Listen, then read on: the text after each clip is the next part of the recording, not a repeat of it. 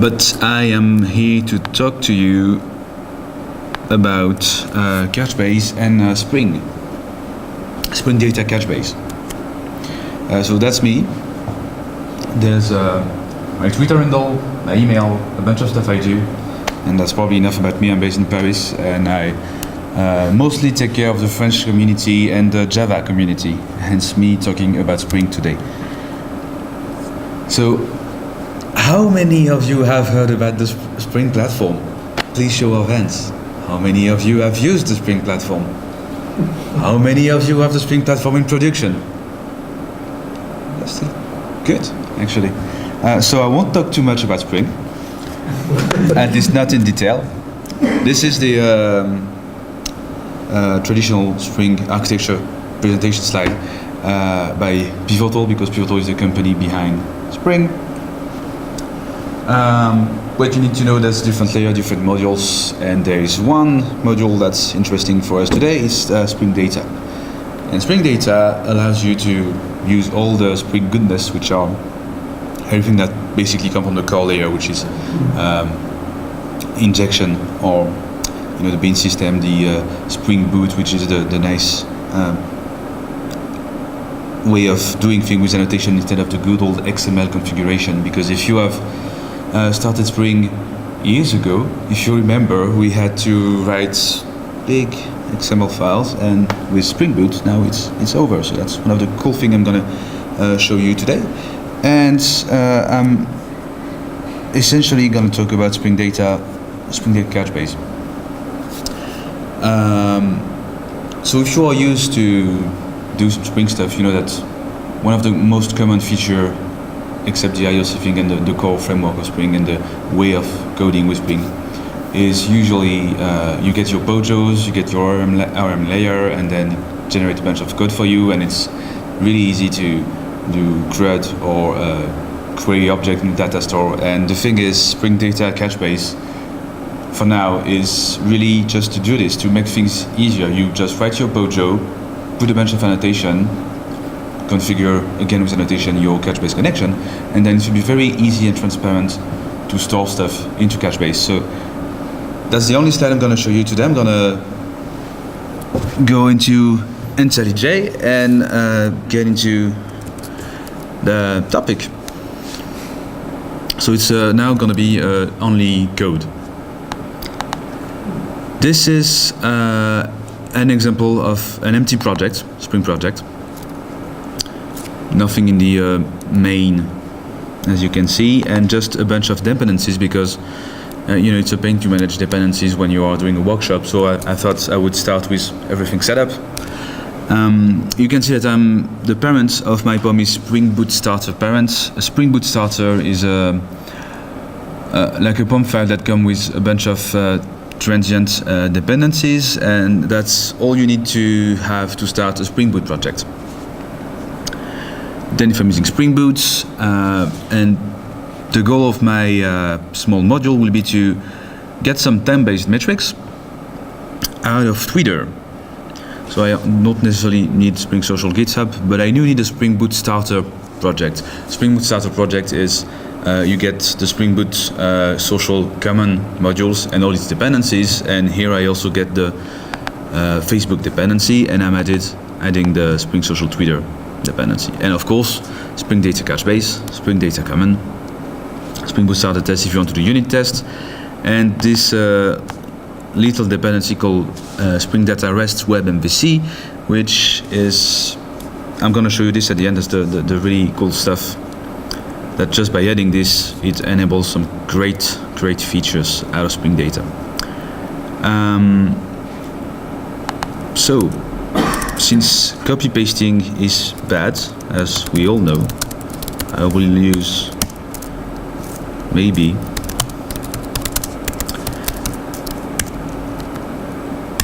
GitHub to avoid copy pasting, and since I'm using IntelliJ and all the files are always open, then it updates automatically, and that's actually pretty cool.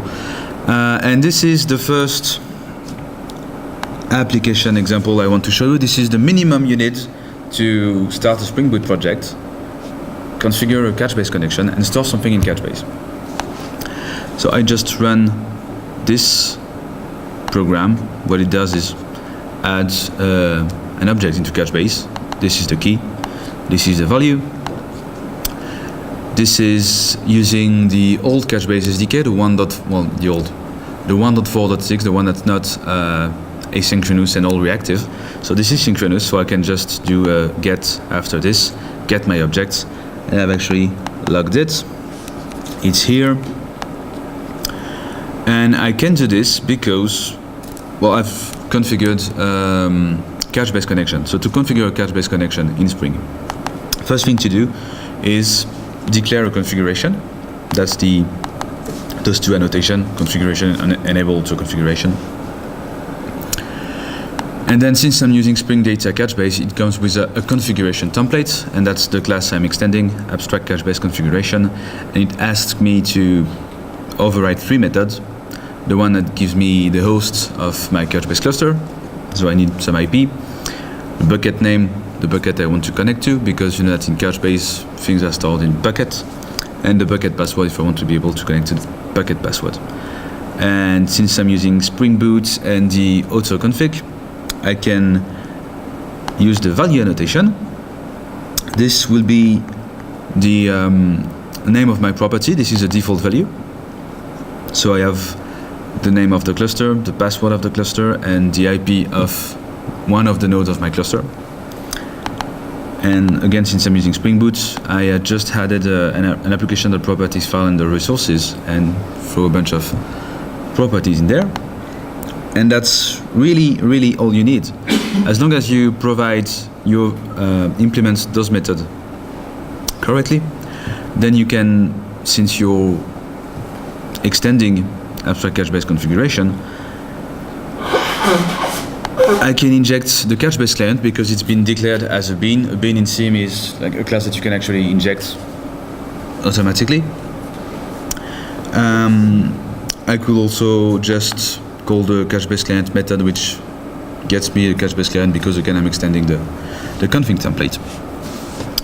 This is a command line runner. You have different type of runner with Spring Boot. This is just launching something, and you can see the results on the console. And of course, I'm then closing the application, and then it's all done. So that's the really minimum thing to just configure a connection and store something into Couchbase. So if I go into Couchbase, under the default bucket, I have my object, but it's it's stored as a bunch of bytes. It's not stored as an actual JSON object, because it didn't pick it up, because I've used Couchbase client and told him to store a string, and he stored the actual byte array, which is not what you want. You want an actual JSON object. So that's the next step. And as I said earlier, usually when people use Spring, they write a simple POJO that represents an object, a document that I want to store. And this is an example. I'm going to store Twitter updates. What's a Twitter update? It's getting some statistic from an account, a particular Twitter account, at a precise time. I've added the document annotation to say that this POJO is going to be document. It's more like a semantic annotation to tell the other developer that this is intended to be stored as an object into Couchbase.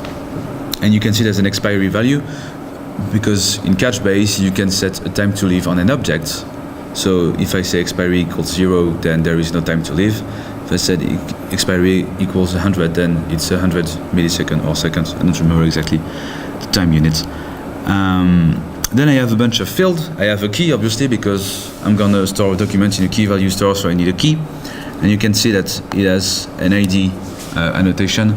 We could have chosen key, but in the Spring Data collection of modules, they are used to use the annotation ID. So we've tried to stick as much as possible to what is used by all the Spring Data modules. The field annotation, that will be the name of the field in the JSON file. So if I don't want key, I want ID instead, I can just declare ID here. I'm using different type of field. There's a string, a long, an int, and then I've generated a constructor, getters and setters, and a toString method. So it's very, very simple. Something you can do pretty easily with any modern IDE.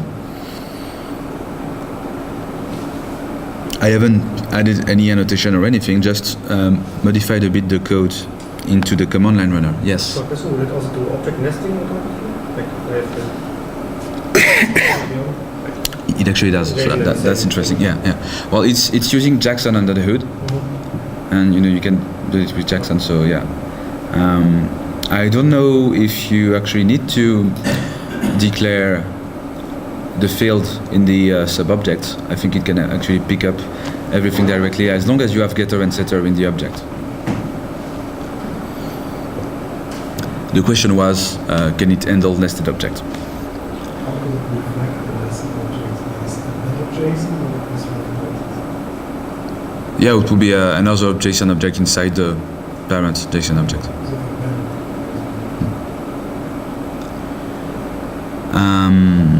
So yes, instead of calling the Couchbase client, which is the exact same Couchbase client that comes with the traditional SDK, here I'm using something called a Couchbase template, which comes with Spring Data Couchbase, and it's a bit higher level than the Couchbase client. So I create an instance of a Twitter update, a dummy one. That's the key, that's the date, that's the account name, that's some random values. And I say Couchbase template, save my object. Just with this, the object should be saved inside Couchbase. And then since I'm using the Couchbase template, I can use the find by ID method. It works with key value, so you don't need to do views or anything like this. It works out of the box. Give me the document that key is key, and I want it to be a Twitter update object. So you have to precise that you actually want to retrieve a Twitter update, which is what it gives you. It's logged, it's just right here, you can see it. Just there, you can go to my bucket, and you can actually see that this time it's been marshaled correctly into a JSON object. Now this is one of the main reasons why you would use Spring Data, is to avoid all this marshalling, tedious marshalling of going from a JSON object to a Pojo to a Java object in the two different ways. But the thing is, here I still have to tell him I want to manipulate Twitter update objects, and there's actually a better way to do this by using a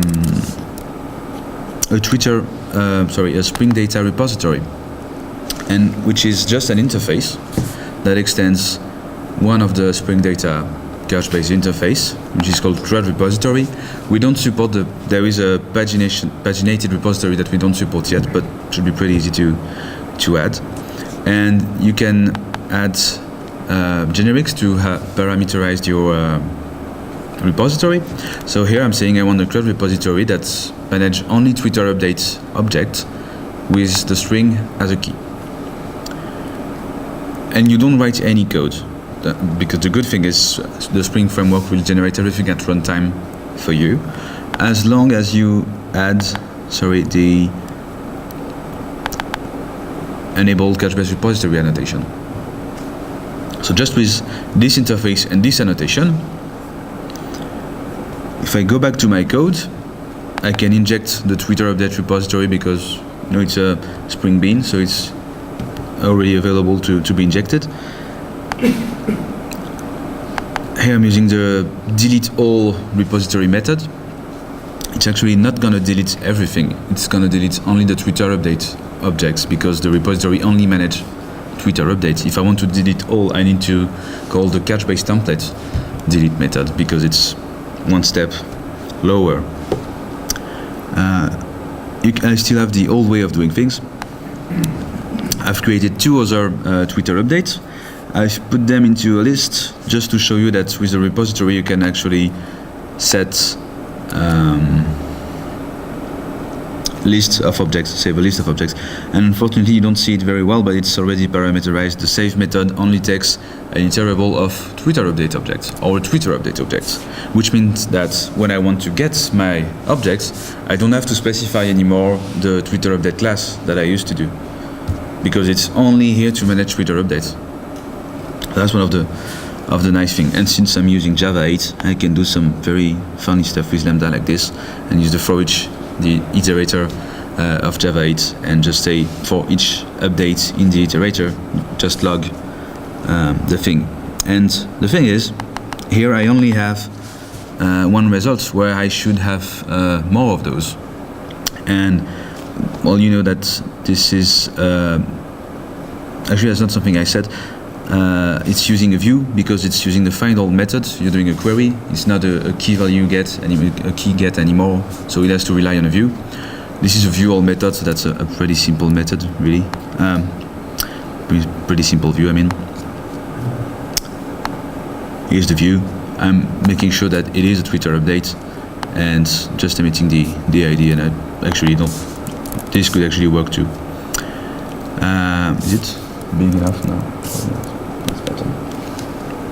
So since I'm using a view, you know that view is an auto-incremental process, but sometimes it's not consistent. And that's why I only had one result here. So I can actually cheat and use sort of the lower level API, getting a query and using the set false option that you know will ensure consistency when you're querying a view. So that's one of the things that I can show you in this step. The other thing I want to show you is I have created, since I'm doing a Java app, I might as well just use the classical patterns. I've created a service. What's a service with Spring? Is just a class annotated with the add service annotation, which is exactly just like admin annotation with the thing that it's called a service. So it might be interesting if you're doing instrumentation of your code at runtime, or if you want to generate some stuff accordingly, because you don't expect the same thing from a service class than a repository class, for instance. What the Twitter service is doing, it's injecting my repository. It's injecting a class called Twitter, which I will show you later, and declaring a key regex. Since I'm going to store mostly time-based data, I want to be able to have a meaningful key. And the key, since it's a Twitter update repository, we start by tw dash string dash number. The string will be the name of the account I'm getting the update from. So if I'm getting an update from the Couchbase Twitter account, it's going to be tw-couchbase, and the second part, the last part, is the date, the timestamp where I did this query. So it's going to be tw.couchbase.the timestamp. The Twitter object is what comes from the the Spring social Twitter object module, and it's just a configured Twitter connection to the Twitter API, and you can easily do some operation like getting a user profile, and from that user profile I can fill all the fields I had from my Twitter update object, like the number of followers, favorites, friends, statuses, the creation date. I'm formatting the key, creating the object, and saving the update in the repository. Now, obviously, Twitter is not configured just by doing this, so I've added a bunch of stuff in my configuration. First, I've added a service, so I need to tell the Spring to do a component scan, so it will scan all the classes in my class path, look for annotation, and configure the injection accordingly. So if I can inject the Twitter service, it's because I have component scan annotation on my configuration class. Then I've added some properties, just like for the configuration, and I've defined a new Spring bean called Twitter, that takes all these parameters, which I'm gonna add right now into account.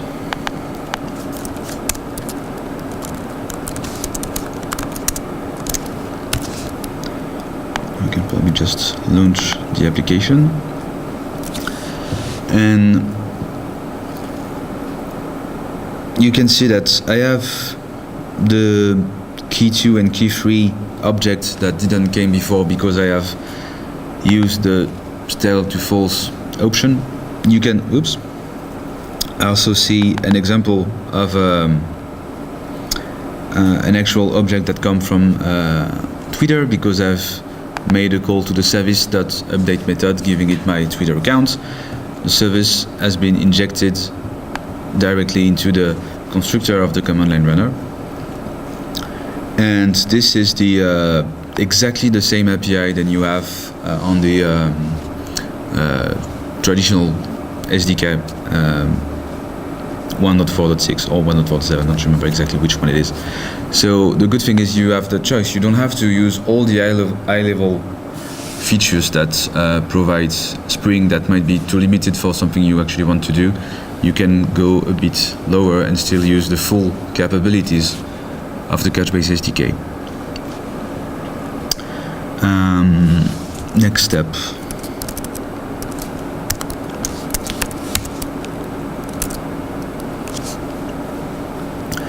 Since I cannot do a thousand call on the Twitter API because they will just forbid it, because they don't want me to hurt the API too much in less than a minute. I'm just commenting the service update part, and I'm going to create a bunch of dummy objects with a value. All the value will be, the numeric value will be from 0 to 999. I can launch this again. And here I'm doing a set range, which is give me all the objects between this date and this date, using the repo.findByDate method, which didn't exist before and which I had to create. So if I go into Twitter update repository, I see two new methods, findByDate and findFollowerByDate. If it's a query, obviously, then I need a view. Previously, I showed you the all-view method, the all-view, that's just all-view. And if you remember, it was called findAll, and it's automatic. So there's convention to find the view according to the name of your method. So if my method is called findByDate, it will look for the Twitter update design document and the byDate view, or if I'm using the findFollowerByDate, the FollowerByDate view. So it's find something, I need the view called something. So if I go into the views again, I have my view that's by date. Instead of putting the document key, I'm putting the create that value. So it's going to be an index based on the date. Okay. And if I want the followers by dates, it's still the same key, but instead of having the whole document as a value, I only want the followers. And I did that because that's actually the wrong view.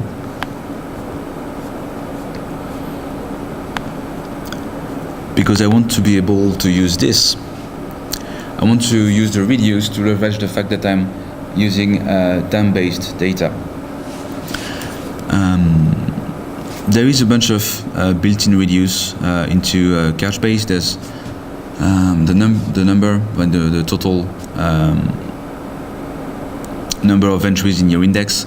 You have the statistics, you have the average. Here I'm using stats only, so it's going to give me a bunch of stats about this index I've created, which is usually what people do when they're using storing time-based metrics. If you're using storing a time-based metric, like you have sensors, they store temperatures. It's usually just a timestamp when you took the temperature and a value, which is just one simple value, a temperature. It could be the speed of the wind, could be any simple kind of IoT or IoT thing. So just a value. And if I don't log the value, then you don't see anything. So I'm gonna actually log the value and relaunch this.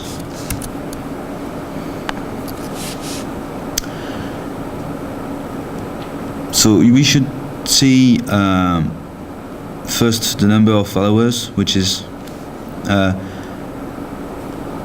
2 objects because I did a set range from 998 to 999, and I'm of course doing each updates one per one.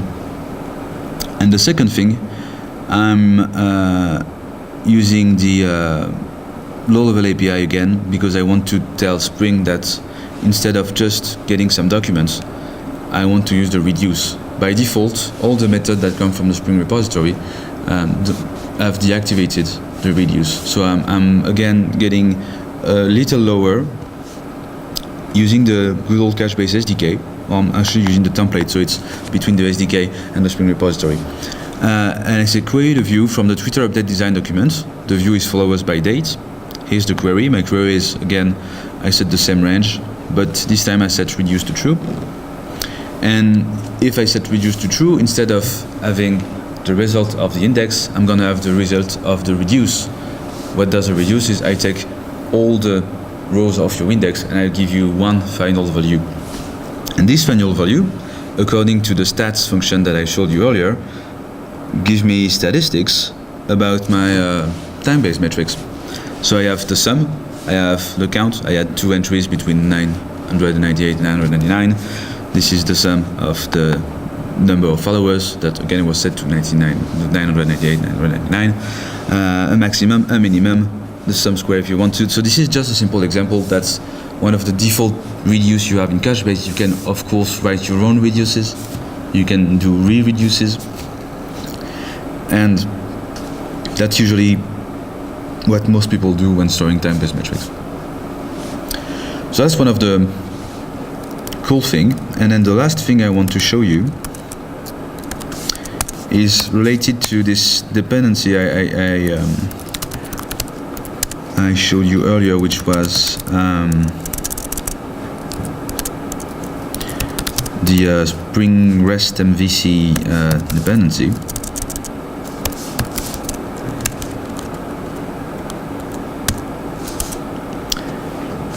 Which I actually didn't need to do that because I don't need to add anything else than just the, oh yeah, there's one thing I need to do.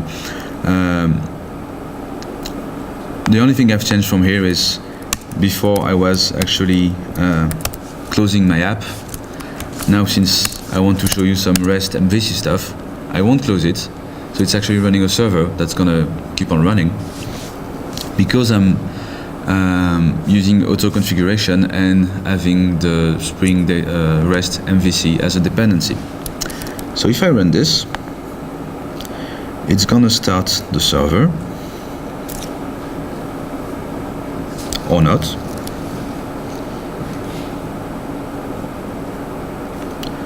Yeah, so since I did a hard reset, it wants to actually this is going to be faster. It wants to connect to Twitter, so I need to fix my Twitter configuration. This now should work a bit better. Sorry? Can you speak louder?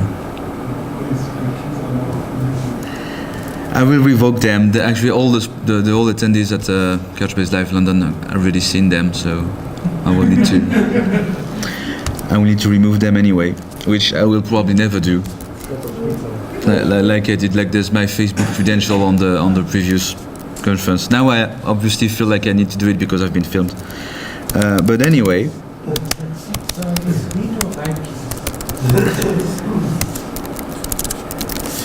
If I do this, since I'm running a server on the Bar 8080 and I'm using Spring REST MVC, Spring REST MVC is 8OS hypermedia enabled, so it's giving me the list of endpoints that exist. And since I have a Twitter updates repository, then automatically I have a Twitter updates endpoint that I can just query. That again is going to give me the list of objects that have fit into the Twitter update repository, and I can just get the first one. And that's it. I get my first update. That's pretty cool. And that's all you needed to do for that is have a Twitter update repository and have the right Spring Boot dependency. And that's not that much code for a server that allows you to expose a repository based on just a Pojo definition. And of course, I'm just doing get, but you can do the put, the post, all the rest verbs just by doing this. So I think that's pretty efficient for the number of line of codes I've written. And do you have any question?